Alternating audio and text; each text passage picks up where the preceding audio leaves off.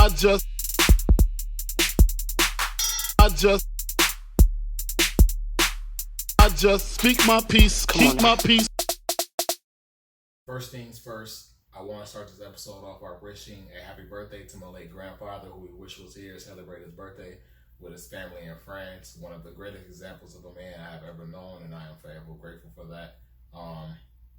Yeah, man, happy birthday to my grandfather Ken. With that being said, welcome to episode 97 of the Speak My Peace podcast. As always, I am a grateful host, Greg Lacey. Like we always do about this time, I hope that this episode reaches you all in good health, good wealth, and that you're taking care of yourself and your loved ones and all that good stuff, because it's very important. With that being said, I apologize for missing last week's release. I had originally planned to release an episode last week, did not get around to it because I am a master procrastinator. I don't know why in every aspect of my life, I tend to do things at the last minute, execute them very well, but for some reason I don't get the ball rolling until the last minute. And so take you all to what I mean by that is last week I was on vacation, and I knew that the vacation was coming up, and I had originally planned to record this episode last weekend so that I can release it while I was on vacation, and then that be that, and then roll into the end of the season. I guess I just let the cat out the bag. This episode 97, is the last episode, the final episode of season 4 of the Speak My Peace podcast. We can get into that at the end of the episode, and then I was gonna roll into the end of the season with the release of this episode. However, I did not pack my bags for this vacation until the day I left. I left last Monday, and I started packing my bag Monday morning, and finished packing I don't even know if it was Monday morning. It might have been Monday afternoon, and then I finished packing my bag literally as I left for the airport. The day before, waited until the day before that to get my hair rebraided. There's a bunch of just stuff that I could have had done days before, but because I am who I am, I do things at the very last minute. Anyways, to get back to that, because I didn't do that, I couldn't record my podcast because I spent the last days packing and getting things in order. I even started laundry literally the day before I left. So like that just takes you all into the mind of what I was thinking and the reason why I couldn't get this off. But originally my plan was to get all that stuff out of the way early so that I can record this podcast the day before I left, and then have everything set and scheduled to release while I was on vacation. Obviously that didn't go as planned because here we are a week later. I missed a release episode. I missed a week of release last week, and so here we are this week with episode 97. Not to glass over the vacation. The vacation was great. I went down to Hawaii for the week to celebrate my girlfriend's birthday. We went to the island of Oahu, which houses cities like Honolulu and Waikiki, and it was a great vacation. Me personally, my choice of vacation always revolves around a lot of water and a lot of greenery. I just love those two settings in nature, and so the more of that, the more at peace I am in vacation, despite what excursions I may do. I love being around those type of settings. My one takeaway from Hawaii, biggest takeaway aside from it being a great vacation, is, and it may be recency bias, I think Hawaii houses the best breakfast spots right now. And again, it may be recency bias, and me, I'm the type of person when I travel places, I'm not that big of a restaurant. Even when I'm home, like I don't frequent at restaurants as many people do. Like when people begin to have conversations about what's the best restaurant and the best expensive restaurants and all these things, I get turned away from those conversations, and I tend to stay away from them because I'm not that big of a person who likes to eat out like that in restaurants. And so when I do travel, I do like to make sure that I visit the local restaurants.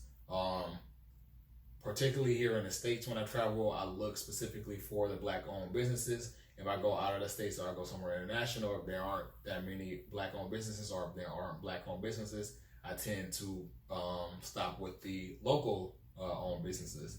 And so in Hawaii, those local owned breakfast spots that I went to like a couple of them. I went to like maybe 3 during that time. and every single one of them was great. One better than the other.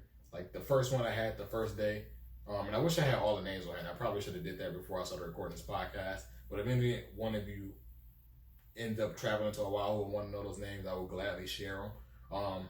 But it was just some of the best breakfast spots I've never had. Now I had breakfast in a bunch of different cities. Breakfast for me is probably one of the most important meals. Like I said, I'm not the type of person who frequents with restaurants a lot, especially like for dinner. But when it comes to breakfast, I do like to tend to go out and eat a nice breakfast somewhere wherever I go. And so Hawaii at the moment takes the cake out of all the places I've been, and I've been more than a handful of places. So again, it may be recency bias. I may come away from this take later on, but as of right now, Hawaii takes the cake for the best breakfast spots. Those breakfasts that I had during this past week, probably some of the best I've ever had in my entire life, and I can't lie. With that being said, that's a recap of that past week. We are here now. Originally, when I had thought of this podcast, I planned on all my podcasts. I planned on all my episodes, I should say, and I had a episode particularly themed around COVID and how things have progressed and the way of the world and where we are now. And I kind of got away from it because I didn't want to use my platform to seem like I'm spewing false information or information I'm not sure about. I did a lot of research prior to coming to this episode, but I'm just not going to use that because I don't want to be recklessly using my platform to spew this information.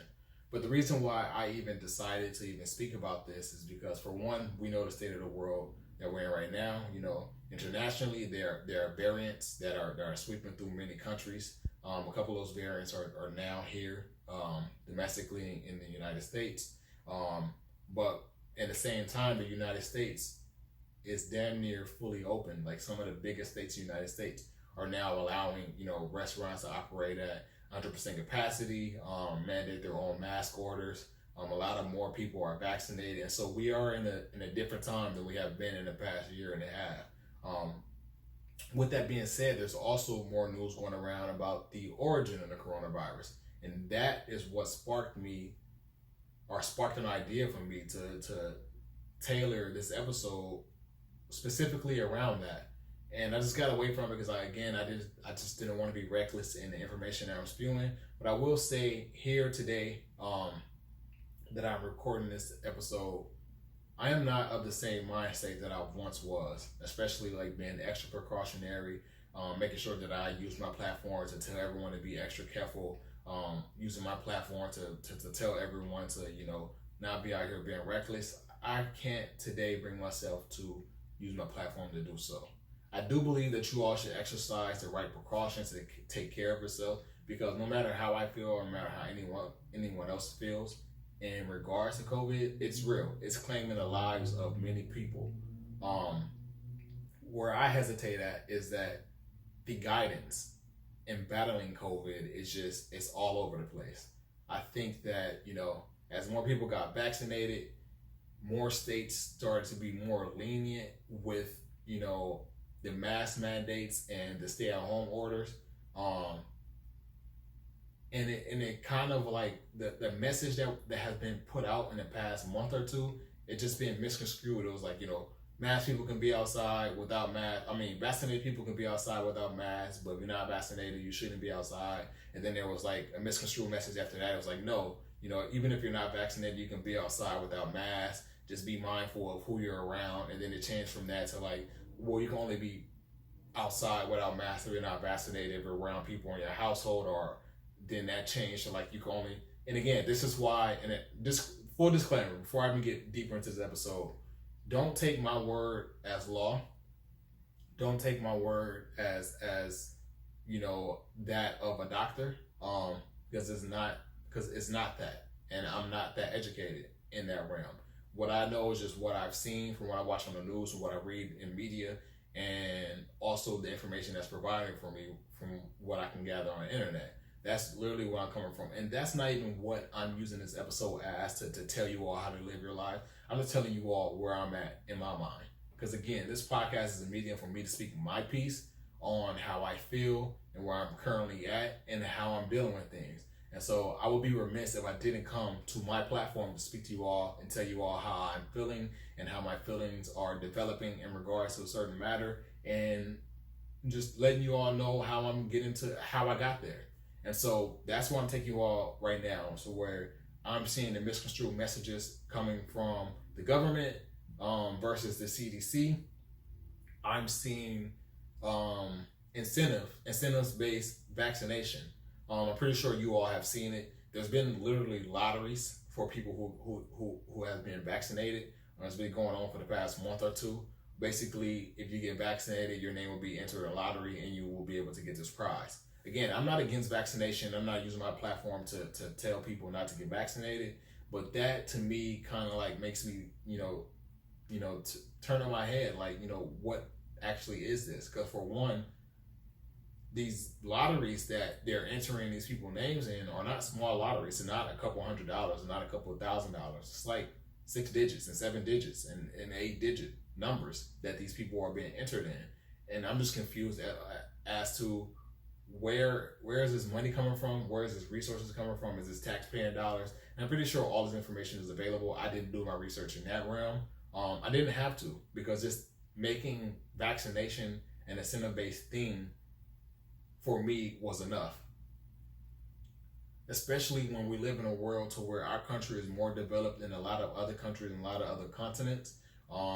If we're this advanced and we can incentivize a thing like this, and we know a lot of people who are against it, why aren't we helping the other countries? It just seems weird, but we know how this country works. We know how other countries work. We know how much of importance capitalism plays in the progression of this country and the progression of government.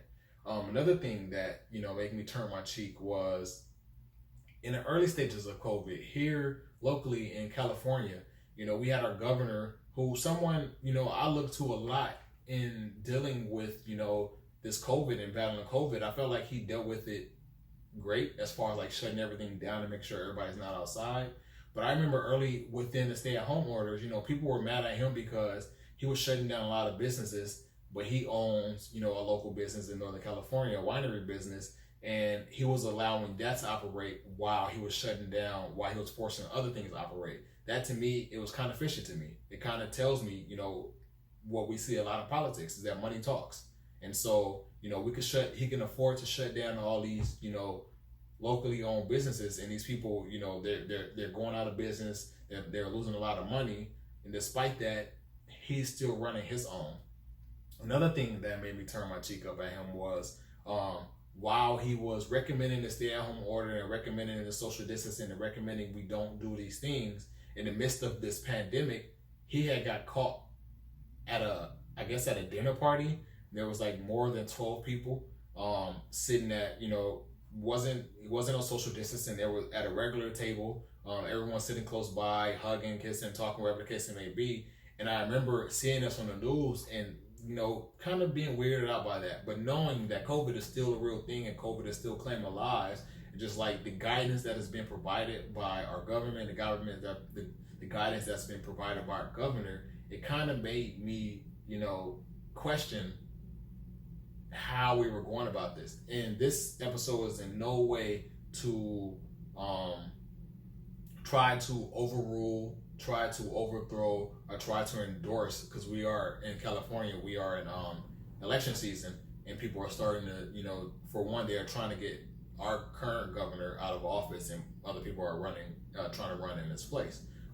And so this episode was no endorsement against him or for anyone else. I'm just taking you all through my thought progressions as this COVID and as we are nearing what seems like the end of what we once known as our new normal. So me seeing all this and then seeing now, fast forward to today and in June heading into July, it just seemed kind of weird. And I don't know where I stand in a sense of, being over precautious, because I've had my lapses. Every time I've had one, I've come on this podcast and told you all, my first one was being, traveling across the country with my friend. Granted, that wasn't really a lapse because it was just us two. And if I needed to seek the information as to, what he's done. If he wanted to seek the information as to what I've done, all we have to do is ask each other. I didn't bother doing that because it's a friend that I trust. But I can consider that as a lapse because I didn't bother doing that. And aside from that, I also flew on a plane, making myself exposed to people who may, because at the time, COVID tests weren't required to fly and things like that. It was just the check of the temperature. So that may have been my first lapse. My second lapse would have been, me going to visit family during Thanksgiving, potentially putting people at risk and allowing myself to be put at risk by, not disclosing, what our whereabouts have been or who we may have been exposed to prior to leading up to that. Another one was my birthday vacation in February. And then prior to that, other than that, I've had other ones other than that as well. But the reason why I call these lapses is because for the most part, I've followed these stay-at-home orders. I followed the social distancing orders. I followed the mask mandates. And I followed all of these things for the past year and a half for the sake of me not wanting to put myself at risk, me not trying to put other people at risk, but, having some thoughts within that year and a half, just because I was told that was the correct thing to do. But I know other people who has not followed those same protocols, who has not, had any precaution, who have not had any sickness, who probably have not contracted the virus at all. I say probably because I don't know whether those people are contracted the virus or not. But I think the reason why I bring up this instance is because, compare and contrast situations. Here I am for the past year and a half, following these orders provided by my government, provided by my governor, provided by CDC, health officials. And here I am for the past year and a half, ultimately tailoring the lifestyle that I live based on that. And then other people who just not even thinking about that and totally just continue to live the life that they have prior to all of these mandates and things like that.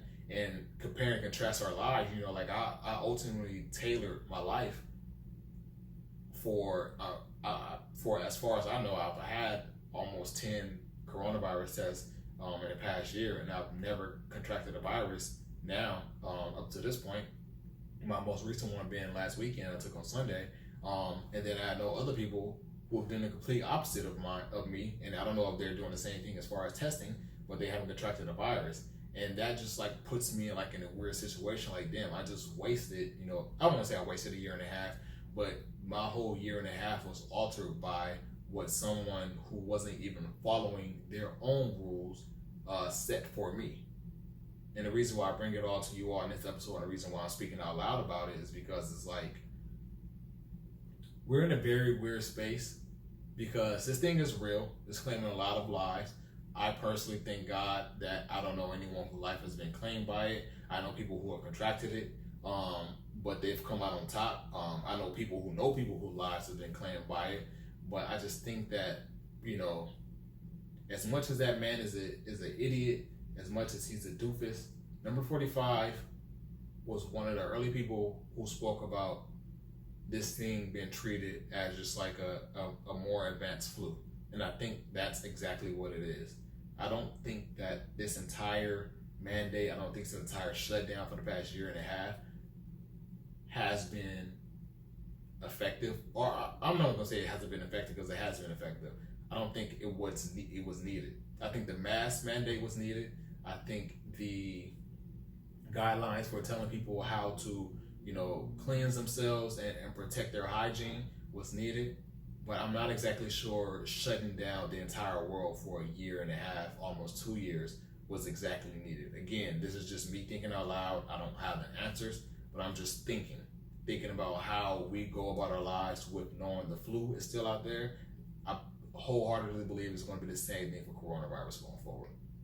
I can be wrong. This is why I had the disclaimer in the beginning, as don't take my word as law. It's just me thinking out loud and thinking about the progression of where we are now and how the thing was handled. We should know by now that the government failed us. They failed us in warning us about this thing. They failed us in the early stages, and even once we did know about it and once it did reach the states and protecting us from it. They failed us in so many different aspects, and it's hard. It's hard to continue to trust them. This is why a lot of when the conversation of vaccines coming about, This is why a lot of black people were hesitant with that, because of our history with the government and our history with health officials. We can't trust them.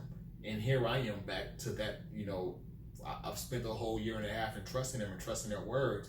And then now I'm saying so many contradictions, or looking back and realizing so many contradictions. It's kind of hard to continue to follow their word, if you all understand what I mean by that. And another uncommon thing that has come as a result of this and in dealing with this is just the hardships that a lot of people have come upon. Like, I speak about it a lot. Like, I'm grateful to have been employed throughout this entire thing.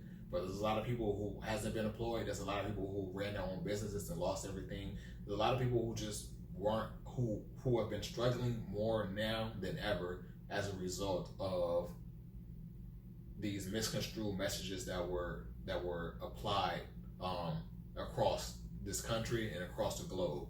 It sucks that we have to go through that. But again, here we are now to where it feels like the tail end of it. Things are opening back up.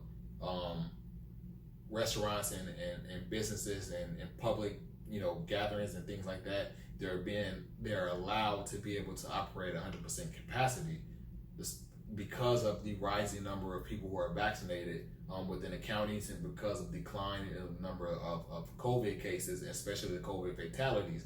But despite all that, this COVID thing is still out there. So I asked the question of,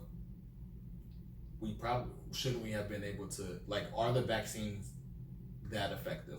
I should ask. From my understanding, the vaccines is to prevent fatalities. It's not to prevent from us contracting the virus. It's to prevent fatalities, and I think it lessens the percentage of you being able to pass it on to someone else. And so I question whether or not we should have been able to operate this way from the beginning and just implement a mask mandate and implement health guidelines, whether that be hygiene or whether that be taking care of yourself. And that's another thing that I have not liked in handling coronavirus. I feel like it was part of it has been fear mongering. It's like, here's this deadly virus. The only way to combat it is to stay away from people. Only, operate with people within your household. Don't be visiting friends. Don't be out partying. Don't be in large gatherings. And wash your hands for 30 seconds and apply hand sanitizer, things like that. And one of the messages I have not heard spread across globally, even still to this day, has been taking care of yourself, taking care of your health. Yes, mental health as well. I'm talking about your physical health. There hasn't been that many information widespread about that. The vitamins you should take, the fruits you should eat, the foods you should eat, the pills you should take, and things like that to combat this virus. It has the antioxidants. It has all been, fear mongering. It's death. This is how you prevent death. It has not been, okay, this thing is going to be in our lives going forward now. This thing it's here. And so now this is what we should do. People should take more care of themselves. People should take more care of their health. People should, exercise more. People should get out more. People should take care of all these things to prevent, not even all that. People should do things to build up their immune system. That should have been the most important. That should have been the number one message in my instance. I understand the reasoning for the putting a message out there of staying away from people and taking care of your hygiene, because this thing was so deadly and it was claiming so many lives, and that was the only way to combat it immediately. But now that here we are a year and a half into this thing, almost 2 years into this thing, I think more messages should have been spread in regards to our personal health. And I don't understand why it's not been spread now, but that's another thing that made me turn my cheek and question, the messages that are being spread. Because I think just as well as we should be fighting against fatalities, is we should also be taking care of ourselves. And not a lot of people may agree with that, because a lot of people don't care for their health. A lot of people don't care for taking care of themselves. A lot of people operate their lives day to day with doing whatever they want, eating whatever they want, and that being that. And I understand a lot of that it comes with some hesitation, because some people are going through mental battles with taking care of their personal health. And I understand that there's an aspect of that, but I think worldwide and globally, especially here domestically, there should have been more messages spread to how to take care of yourself and how to build up your immune systems and push the message of fitness. I think that should have been equally important as the mask mandates, as the social distancing. Again, this episode was just me thinking out loud. This is the last episode of the season. We're going into the summer. The world is open back up, so a lot of us are going to be more outside. A lot of y'all going to be more outside. I'm not going to say a lot of us because I'm not the type of person. But a lot of us are going to be more outside. A lot of us are going to be more exposed than we have been in the past 2 years. And I think there are going to be a lot of developments in the messages that are spread across the world in regards to dealing with this coronavirus. So I just say be vigilant. Whatever you deem to be most important to you, protect that. Whether it's your health, whether it's someone else's health, mental or physical, whether it's your hygiene, whether it's someone else's hygiene, whatever you deem most important to you, protect that. I think we have to go away from relying upon the messaging of others. And it's hard to do that. But I think it's important because what we've learned the past year and a half is all these messages that are spread, that are being spread to us are contradictory. The government is going against the CDC. The CDC and the government don't agree with a former president. Restaurant owners don't agree with the CDC and governmental guidelines. Governors are going against their own guidelines, and it's the culmination. It's a bunch of bad information. And so I say to all you, just stay vigilant, stay well informed with everything that's going on, especially with these variants that are being introduced into the world. We still have to protect ourselves at the end of the day. Despite how I feel, despite what questions I may have, I do know that I have to protect myself, and I do know that you all should protect yourselves because this thing is still out there and it can still claim lives. But I think that going forward, I may alter the information that I intake and where I get my information from and how I deal with this, if that makes any sense. Because it's all not as straightforward as it has seemed. And I'm aware of that. And again, 4th of July weekend is coming up. It's this weekend actually. So a lot of us, 4th of July is one of the weekends, one of the biggest partying weekends as far as I'm concerned. Then we have Labor Day weekend coming up, and then we're rolling into the fall and winter holidays and all that stuff as well. So it's going to be a lot of differing messages moving forward, and it's unfortunate, but that's what it comes to be. And so I just tell you all just to protect yourself. I know I'm gonna do what I feel like is best for me. One of the things that a lot of us are dealing with different households is that I live with my girlfriend, and I think what I believe and what she believes is two different messages, and so we have to come to a happy medium in how we both live our lives. But I feel like that's part of a relationship, compromising and coming to a middle ground and things like that. I don't know what the middle ground will be in this instance, especially in a situation like this where she's vaccinated, I'm not vaccinated. I think it's more lenient on both sides now because of that. But at the end of the day, I think we still, because of how I believe or what I believe now and how my thoughts are progressed, I think we definitely have different thoughts in regards to the term of coronavirus. That's really all I have for you all this week. Thank you all for tuning into the Speak on Peace podcast each and every week. I can't stress enough how important it is. Shout out to all y'all, whether you listen on YouTube, Spotify, wherever the case may be. I appreciate it. I appreciate it. Expect a lot of big things to begin season 5, episode 98. Because there are going to be a lot of big things. There are going to be a lot of changes. There are going to be a lot of new looks. It's going to be bigger and better. I say this each and every, in the beginning of the season, but I wholeheartedly believe that. And even in the past, every time I've said that, I have delivered upon that. And I will deliver upon that in the season 5 as well.